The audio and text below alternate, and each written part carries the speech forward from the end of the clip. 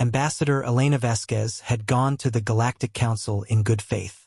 Earth's first and finest diplomat, she carried humanity's hopes for peaceful integration into the galactic community.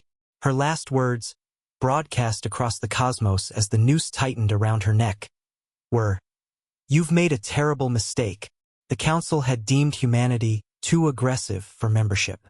The public execution was meant to send a message, "Know your place, primitives." They had no idea what they had just unleashed. President Marcus Webb stood before a joint session of Earth's united governments, his voice steady despite the tears on his face. Elena Vasquez was the best of us.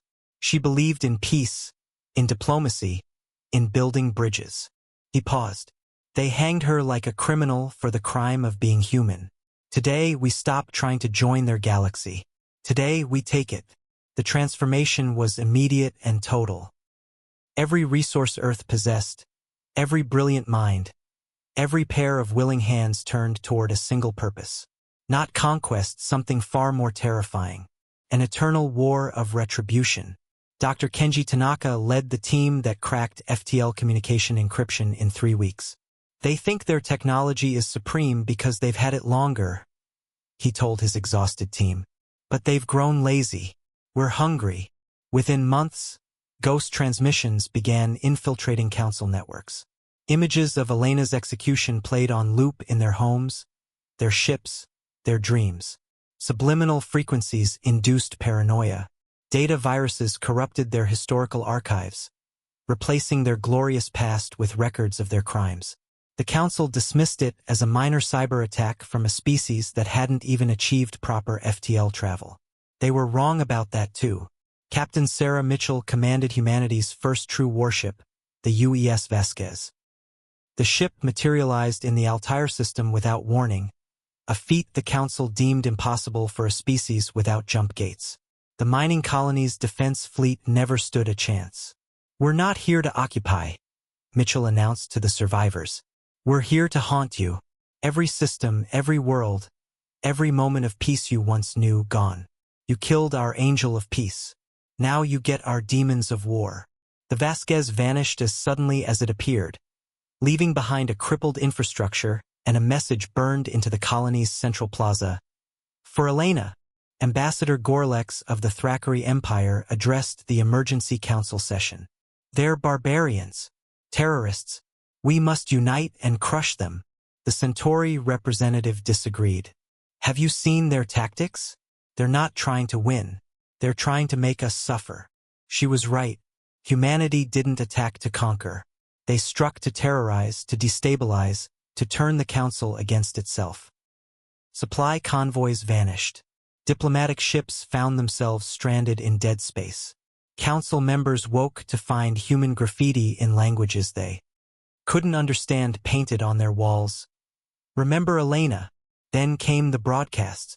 Pirate transmissions on every frequency, showing human children learning about Elena Vasquez in school. "She tried to bring peace," the teachers would say. "They killed her for it. That's why we fight. Forever." The Council tried to negotiate. They sent messages offering reparations, apologies, even membership. Earth's response never varied. "You hanged our diplomat. The war continues." Years passed.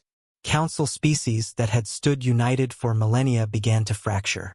Some blamed the Thrakkery for pushing the execution. Others accused the Vorlon of failing to intervene. Trust eroded as human attacks continued, unpredictable and devastating. Admiral Chun, now Earth's Minister of Eternal War, outlined humanity's strategy to the next generation of fighters. "We don't need to defeat them militarily. We need to make their existence a living hell. Every generation of humans will be raised knowing what they did to Elena. Every generation will take up the fight." The Council tried quarantine, building a massive barrier around human space. Humanity simply appeared on the other side, their FTL technology having evolved beyond Council understanding.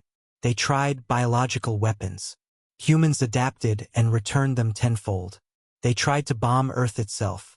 The planet's defenses, built by a species that expected eternal war, swatted aside their best efforts. 50 years after Elena's execution, Counselor Zeph stood in the same chamber where the decision had been made. Half the seats were empty, their species either extinct or withdrawn in isolation. "We created our own apocalypse," he said to the few who remained. "We hanged one woman, and in return, they gave us eternal war." The human attacks continued. Not to win, but to remember. Each strike carried Elena's name. Each generation of humans grew up knowing their purpose: to ensure the galaxy never knew peace again. The Galactic Council had wanted to send a message. They succeeded. But the message humanity received was not the one they intended to send.